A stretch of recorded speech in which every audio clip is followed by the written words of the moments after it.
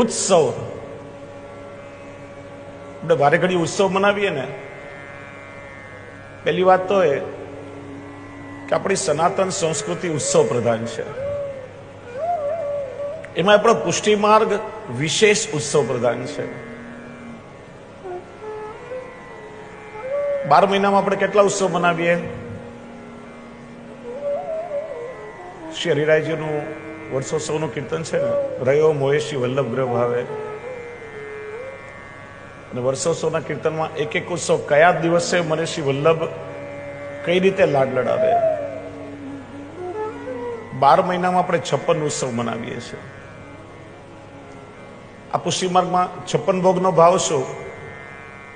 મને દિનેશભાઈ અમેરિકામાં એક ભાઈ મળ્યા, 56 ભોગ એટલે 56 સ્વીટ્સ. 56 પ્રકારની સામગ્રી સાથે સંખ્યાનો કોઈ મતલબ નથી. 56 ભોગના બહુ સુંદર જુદા જુદા ભાવો છે. 56 ભોગ. શ્રીજી બાવાને શ્રી નવનીત પ્રિયાજી એક રૂપ માન્યા, બીજા 7 નિધિ સ્વરૂપ શ્રી ગુસાઈજીના 7 લાલજી, એમની ભાવનાથી 8 નિધિ સ્વરૂપને 8 સત્તા 56 નિત્ય આપણે ભોગ ધરીએ. વ્રજ 56 દલ કમલના ભાવરૂપ છે. વ્રજ કમલનો મનોરથ કરીએ આપણે. 8 પાકડીનું પહેલું દળ, 16 પાકડીનું બીજું દળ અને 32 પાકડીનું ત્રીજું દળ, 56 દળનું વ્રજ કમલ. તો સમગ્ર વ્રજ દળના એક એક દળના વ્રજ ભક્તોના ભાવથી પ્રભુને અરોગાવવામાં આવતી સામગ્રી એટલે 56 ભોગ. ત્રીજું, 12 મહિનામાં 56 ઉત્સવ આવે છે. દરેક ઉત્સવના ભાવરૂપ આપણે પ્રભુને સામગ્રી અરોગાવીએ છીએ. જો વૈષ્ણવ આપણે ત્યાં ઉત્સવ હોય કે કોઈ મનોરથ આપણે કરીએ ને, તો ખાલી સજાવટ પૂરતા સીમિત નથી. આ બધા મનોરથો તો ગૌલોકમાં નિત્ય વ્રજભક્તો સિદ્ધ કરે છે. આ તો શ્રી ગુસાઈજીએ કૃપા કરી કે આપણે જ પ્રભુના નિત્ય લીલાથી વિખૂટા પડેલા જીવો છીએ ને, એ મનોરથો વિસરાઈ ન જાય એટલા માટે આખી ગૌલોકની લીલા શ્રી મહાપ્રભુજીને શ્રી ગુસાઈજીએ ભૂતલ પર પ્રગટ કરી, અને એ મનોરથોનું દર્શન અહીંયા આપણને થઈ રહ્યું છે. તો પ્રભુના નિત્ય નૂતન મનોરથો વ્રજભક્તો સિદ્ધ કરે છે. આપણે કેવલ સજાવટ કરીએ, ભાવથી પ્રભુ પધારે અને પ્રભુના શ્રમ નિવારણ માટે ઋતુ અનુસાર એ ભાવની સામગ્રી પણ પ્રભુને રોગાવી જોઈએ. દરેક ઉત્સવના સામગ્રીનો પણ એક વિશેષ ભાવ છે.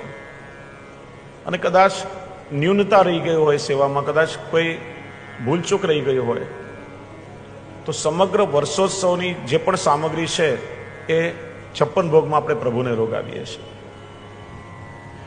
આદિભૌતિક ભાવ એ છે કે જીવાત્માની કુલ 84 લાખ યોની, છેલ્લું માણસનું શરીર એને બાદ કરો તો 83,99,999. 83, 8 ને 3 11 અને 5 9 9 5 45, એનો ટોટલ સરવાળો કરો 56 થાય.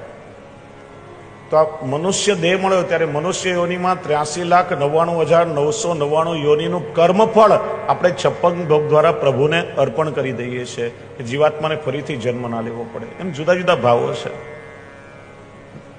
તો આપણી સંસ્કૃતિ ઉત્સવ પ્રધાન છે. ઉત્સવ કોને કહેવાય? ઉત એટલે આનંદ, સૌ એટલે પ્રસવ. આમ સહેજ હૃદયમાંથી આમ આનંદ હિલોળા લેવા લાગે, આનંદ પ્રગટ થાય ત્યારે આપણે ઉત્સવ મનાવીએ છીએ. અને આનંદ ક્યારે છૂપો ના રહે. આનંદ પ્રગટ થયા વગર ના રહે.